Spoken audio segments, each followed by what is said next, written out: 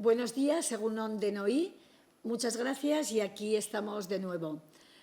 En esta ocasión me acompañan en la mesa dos profesionales de atención primaria de centro de salud y, como comentaré luego, del servicio de urgencias extrahospitalaria, que lo que van a hacer es trasladarles a todos ustedes una información sobre el trabajo que están realizando en su día a día, trabajo que todos los ciudadanos están reconociendo, porque, como se ha dicho, los profesionales sanitarios y no sanitarios que están trabajando en los centros son el principal escudo frente a este virus.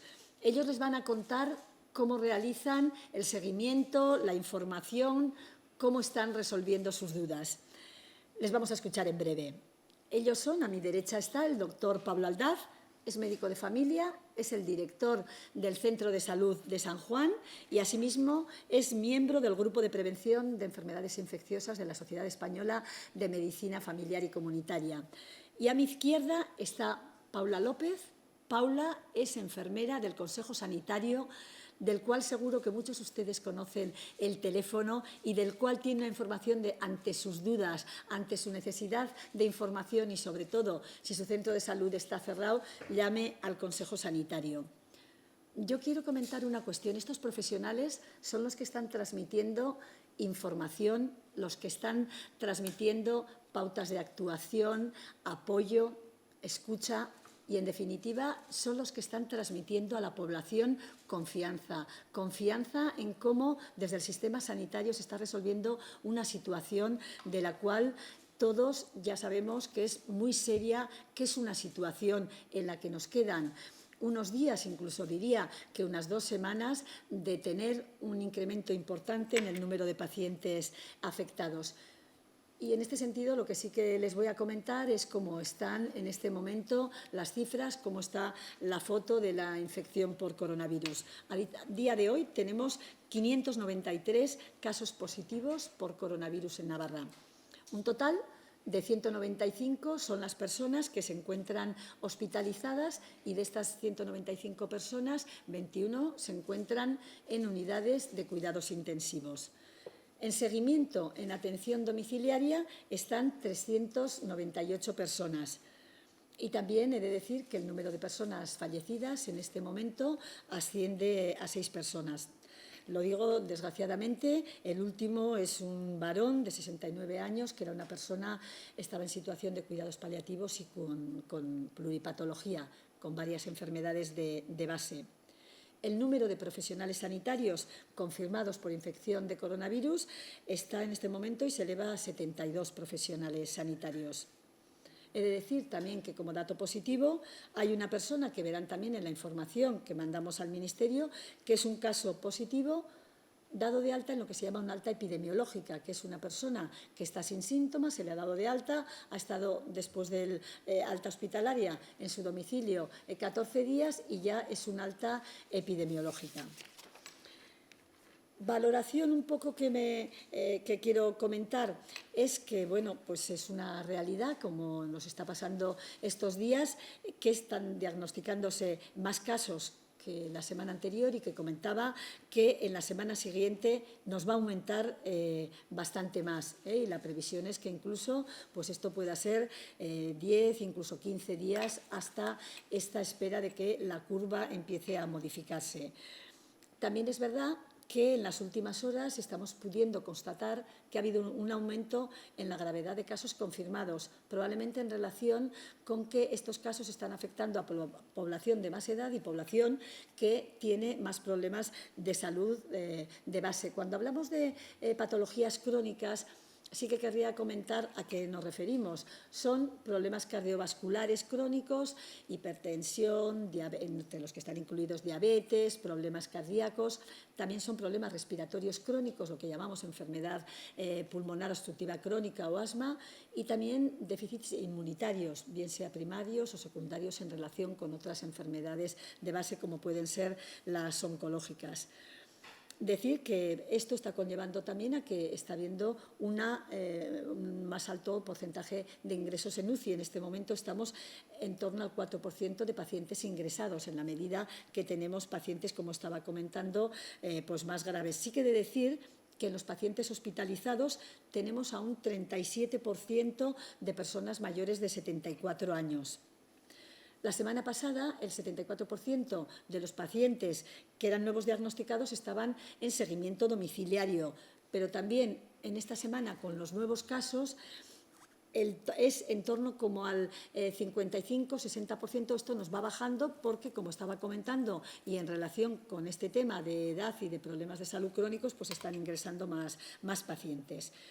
En relación con la mortalidad, con la letalidad, se aproxima al 1%. He comentado que había 6 ciudadanos fallecidos.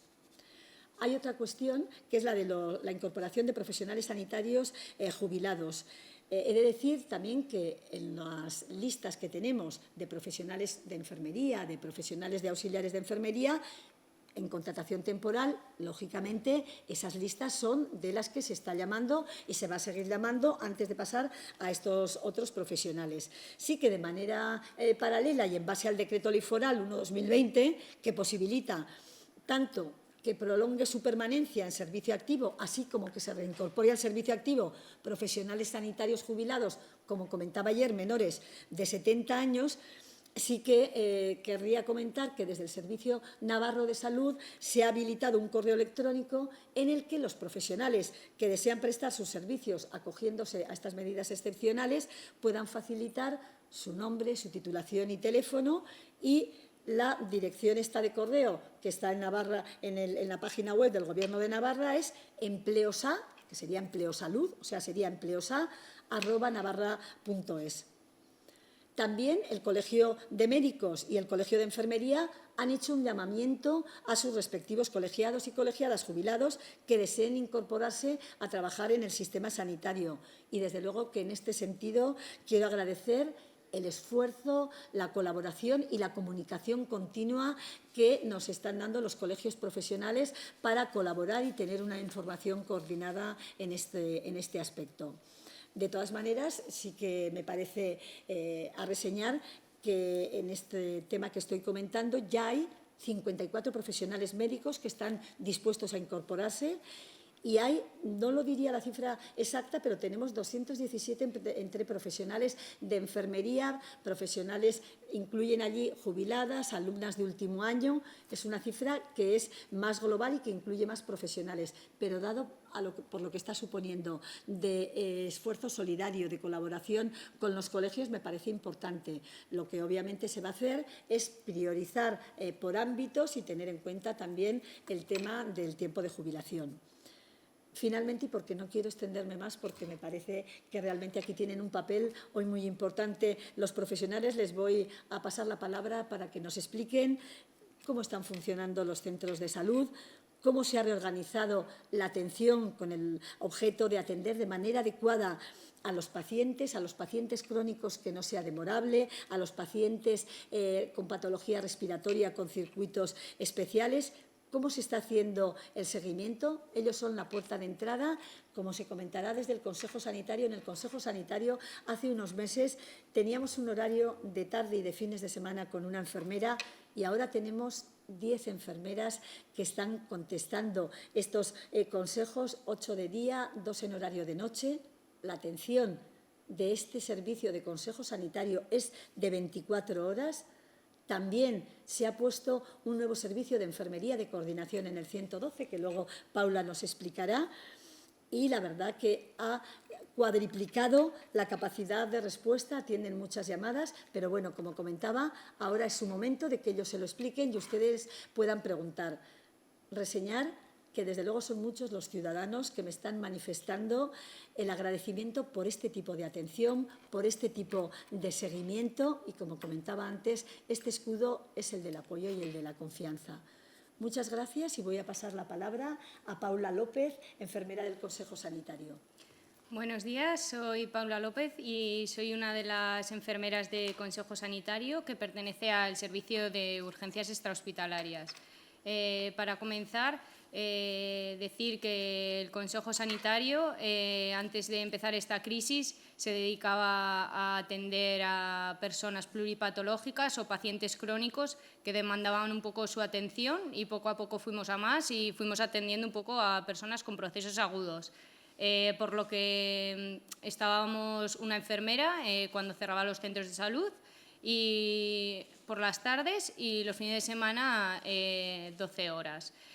Por lo que cuando esta crisis empezó no estábamos preparados a nivel estructural ni de número de profesionales, pero desde el Servicio de Urgencias Extrahospitalarias rápidamente se dieron cuenta que éramos un personal clave para afrontar la gestión de esta crisis, por lo que rápidamente se aumentó tanto estructuralmente como número de profesionales y ahora mismo pues, bueno, estamos atendiendo alrededor de 900 llamadas durante todo el día. Hacemos una atención las 24 horas al día y somos 34 profesionales dedicados al Consejo Sanitario. ¿Qué hacemos cuando recibimos una llamada? Pues cuando recibimos una llamada, pues lo primero nos presentamos y luego intentamos resolver las dudas y la información que requiere toda la ciudadanía.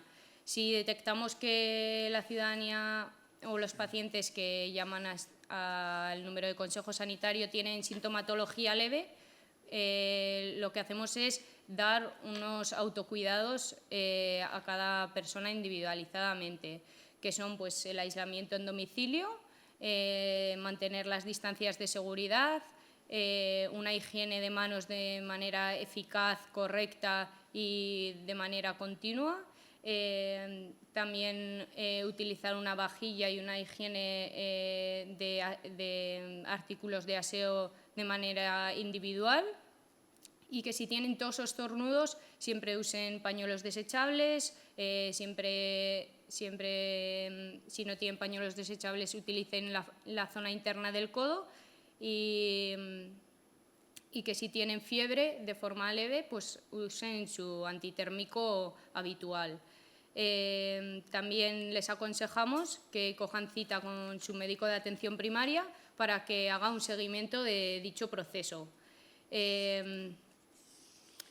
Luego, si la sintomatología es moderada o grave, siempre les recomendamos que se pongan en contacto con su médico de atención primaria en horario laboral y si están fuera de ese horario laboral a través del 112, quien activaría los recursos apropiados. Dentro de la sintomatología moderada o grave también se ha creado una nueva figura que es la figura de enfermera de coordinación. La enfermera de coordinación trabaja junto a la sala del 112, tanto los operadores como los médicos coordinadores, para gestionar este tipo de casos de coronavirus con una patología y una sintomatología un poco más avanzada. Ellos activan tanto pues, el servicio de urgencias extrahospitalarias como otros servicios que consideren adecuados. Dentro de la enfermera de consejo también se está llevando a cabo la atención a profesionales indispensables en esta crisis, como sería el profesional sanitario, policías, bomberos, profesionales de residencias, de centros sociosanitarios. Se está llevando una gestión rápida y ágil de este tipo de profesionales sobre sus dudas y sobre posible sintomatología que pudiera acontecerles y se está dando una solución a este tipo de patologías y dudas que puedan tener.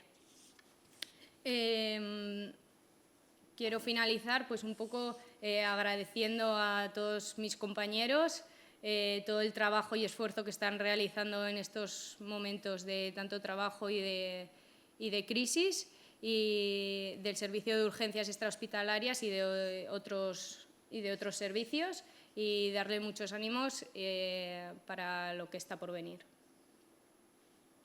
Recordarles que el número de teléfono es el 948-290-290 y que ahí estaremos para ayudarles lo máximo que podamos.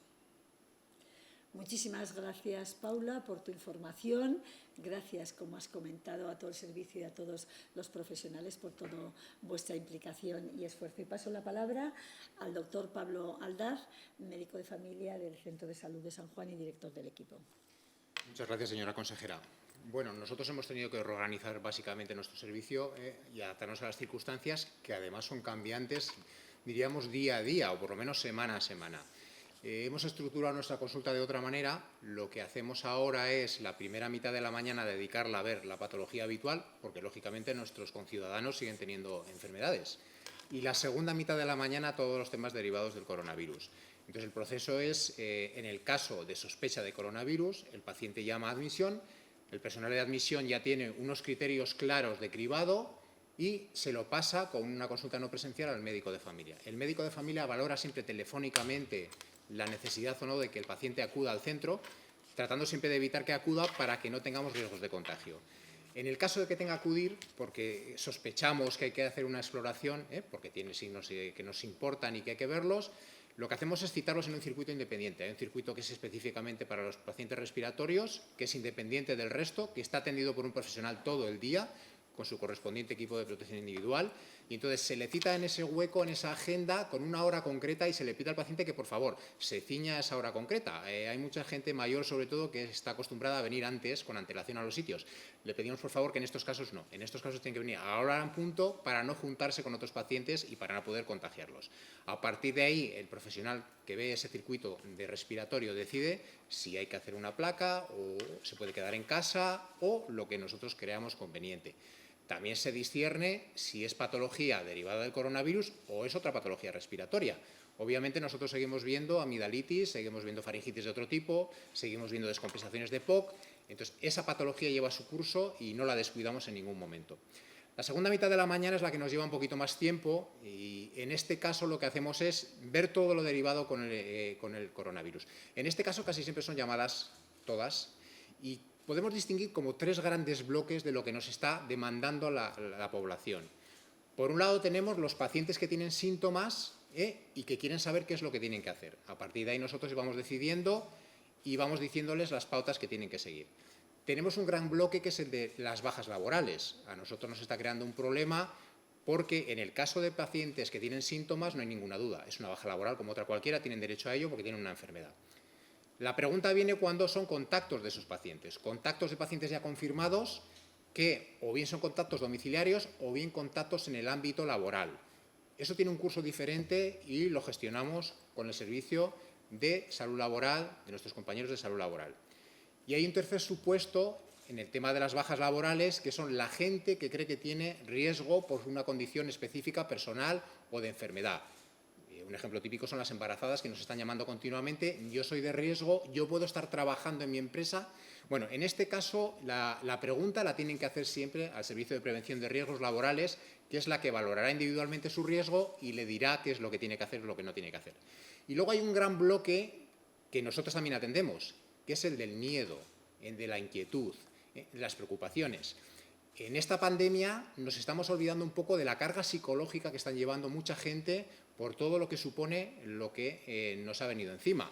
Estamos hablando de gente mayor que está aislada en sus domicilios, que no pueden salir, que han perdido sus rutinas, que han perdido contacto social, que para ellos era muy importante el contacto social.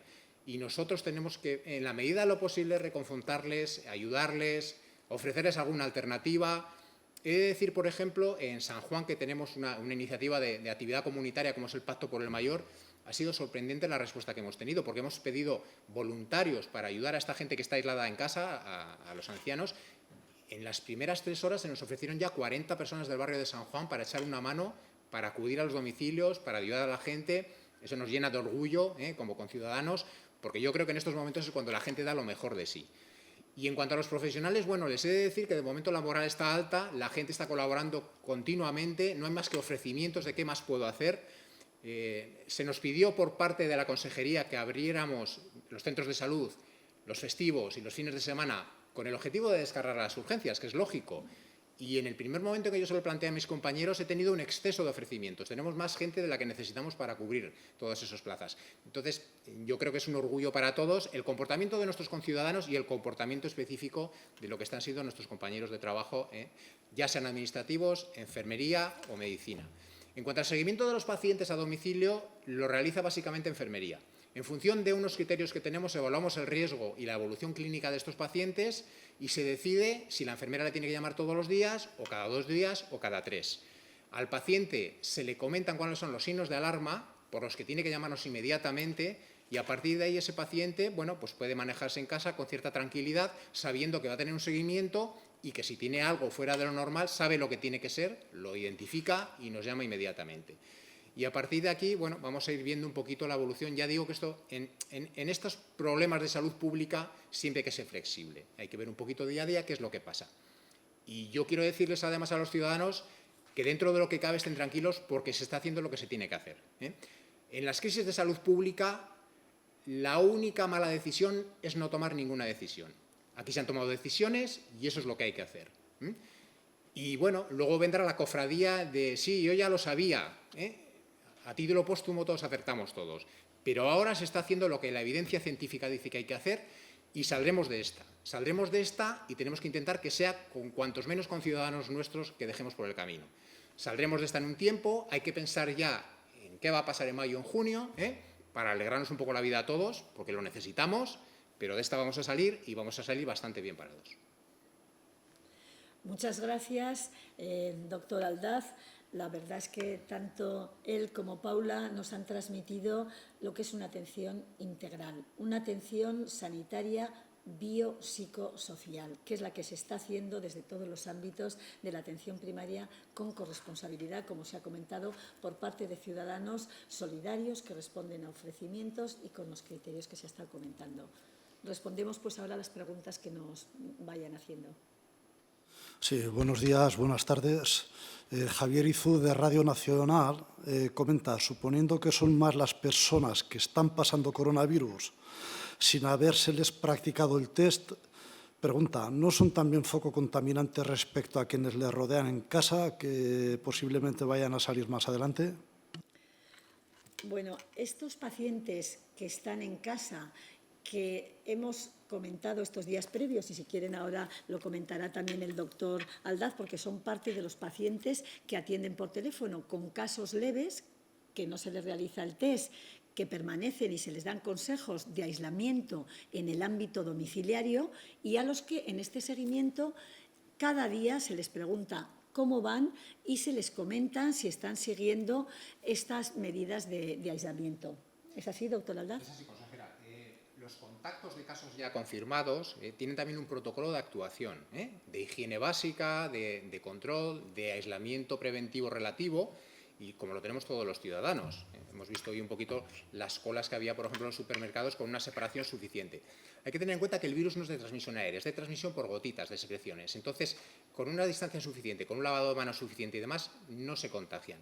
Los pacientes que están conviviendo con casos saben perfectamente lo que tienen que hacer. Y sí que es cierto que pueden ser más de los que nosotros pensamos inicialmente, pero con las medidas que nosotros hemos propuesto es suficiente para confinarlos. Este mismo periodista de Radio Nacional pregunta si la falta de diagnóstico preciso no es todavía un problema notable para acotar la pandemia. Bueno, el tema del diagnóstico en este tipo de pacientes, de casos posibles, es un tema que a nivel del Ministerio preocupa y que se quiere tener esta foto de difusión de la epidemia. Por eso está el tema de los test rápidos, test de utilización masiva, que se está tratando con el Ministerio de cómo implementarlos, cómo realizar a todos estos pacientes, no solamente a los vulnerables, sino a los posibles que están en el ámbito domiciliario. Sí, es cierto. La verdad es que nos gustaría a nosotros también poder identificar todos los casos con una prueba de laboratorio, pero de momento no se puede. Tenemos un poquito el modelo de lo que hacemos habitualmente con la gripe, aunque no es exactamente lo mismo. Se han hecho estudios de la correlación que hay entre el diagnóstico clínico que hacemos nosotros y el diagnóstico de laboratorio. O sea, si nosotros decimos que es una gripe por los síntomas, luego lo comprobamos con el laboratorio si lo es o no lo es. Y hay una correlación altísima. Casi siempre que nosotros decimos que es una gripe, suele ser una gripe. En el caso del coronavirus es cierto que se nos pueden escapar casos, porque no tenemos todavía esa correlación con el laboratorio. Veremos si en el futuro tenemos esa prueba que nos ayudará a identificar más esos casos posibles, pero desde el momento en que nosotros hacemos un diagnóstico clínico a ese paciente ya se le dice que se aísle. No esperamos a tener el laboratorio.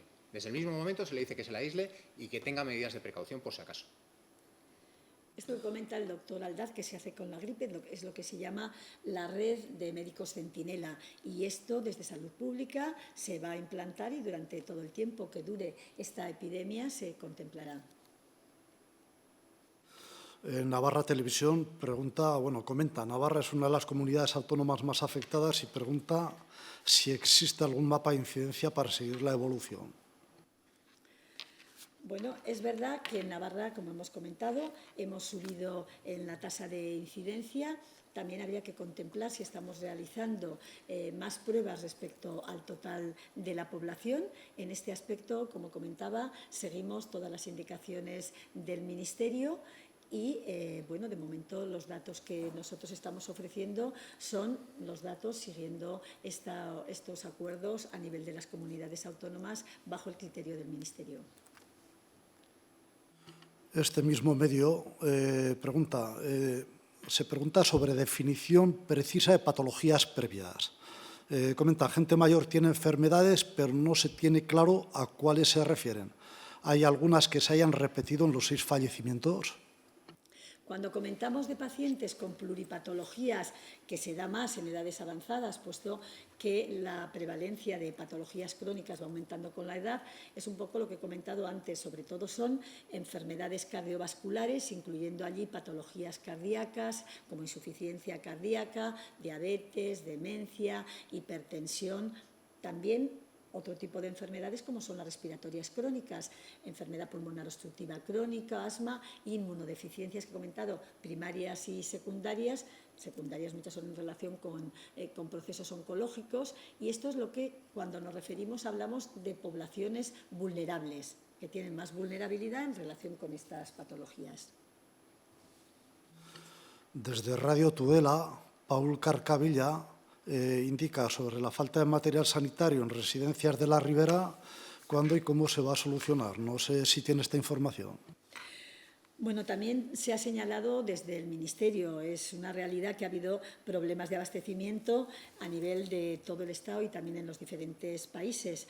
Pero el propio Ministerio, porque además esto en las reuniones de Consejo Interterritorial y en la comunicación directa que tenemos con ellos, ya ha iniciado esta semana un reparto de 1,5 millones de mascarillas quirúrgicas entre las comunidades autónomas. También es un hecho que estamos tratando por todos los medios de racionalizar el uso de mascarillas, de un abastecimiento en el que se está trabajando por numerosas vías, pero sobre todo en coordinación.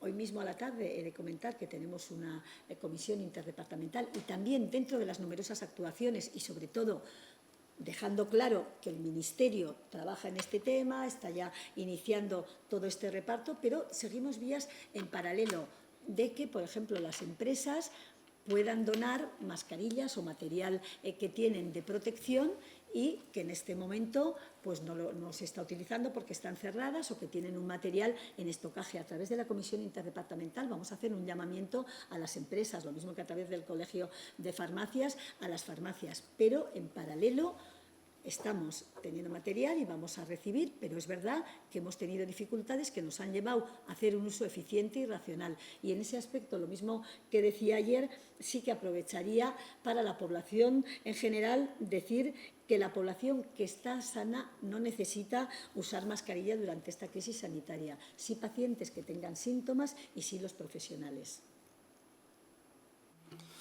Lola Cabaser, de Diario de Noticias, pregunta si se ha reclutado ya sanitarios jubilados, si se va a convalidar titulaciones a personas de otros países.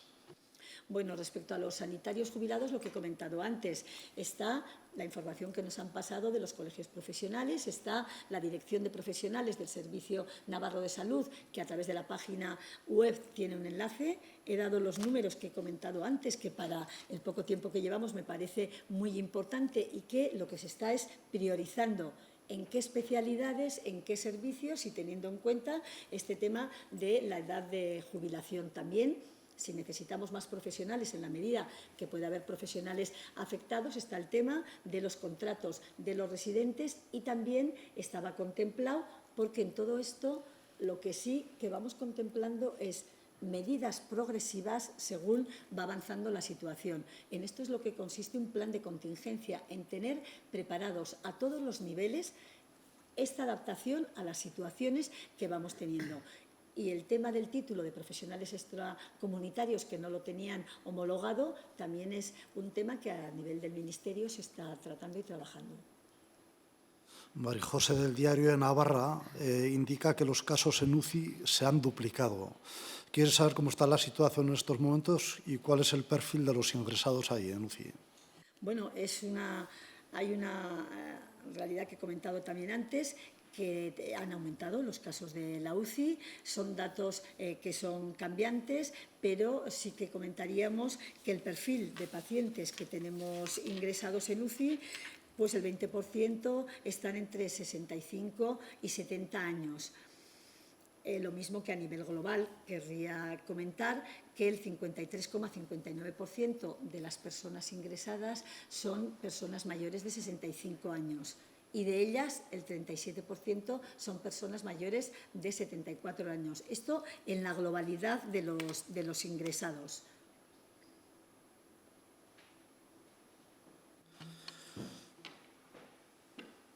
Josu Ganuza, de Amaica Televista, pregunta cuál es el nivel de estrés de las diferentes infraestructuras sanitarias, y se refiere a hospitales, centros de salud. Habla en respecto a la saturación. Bueno, ahora les remarcará el doctor Aldaz algo que yo creo que ha comentado de cómo se están adaptando, de cómo están respondiendo los profesionales, y este tema se lo pasaré a él. Hay una cuestión que, conforme estamos teniendo el aumento del número de casos, qué duda cabe que para el sistema sanitario es una situación de estrés, pero que hay una adaptación a ese estrés, una adaptación en lo organizativo, y lo organizativo lleva a circuitos de atención diferenciados para que la población evitar que se contagie y que se mantenga esta distancia que es tan importante, pero también lleva aspectos organizativos de quién llama, cómo llama, y en este estrés, cuando el propio sistema se adapta y tiene claro cuáles son los niveles de respuesta progresivos, qué duda cabe que la capacidad de adaptación a este estrés es mucho mejor. De todas maneras, los profesionales que lo están viviendo nos lo van a comentar en primera línea. Sí, consejera. Bueno, yo puedo hablar por el ámbito de atención primaria, que es el que conozco, y la verdad es que nosotros no tenemos ahora problemas de saturación, estamos funcionando con normalidad en gran parte, y hay que darle las gracias por la responsabilidad, la enorme responsabilidad de los ciudadanos. Hay un montón de gente que sabe que lo suyo puede esperar, que no es algo urgente, que se puede posponer, y lo están posponiendo, y eso nos permite liberar espacios de atención para otros pacientes que lo necesiten. Y como digo, de momento nosotros no tenemos problemas. Tenemos planes de contingencia, como ha dicho la consejera, para todos los escenarios. Si en un momento dado, pues porque podemos tener bajas laborales de nuestros compañeros por contagios y demás, tenemos que implementar otras medidas, lo haremos porque lo tenemos ya pensado y planificado. Muy bien. Pues mila esker y muchas gracias a todos y todas por sus preguntas y por su interés. Gobierno de Navarra. Nafarroako gobernua.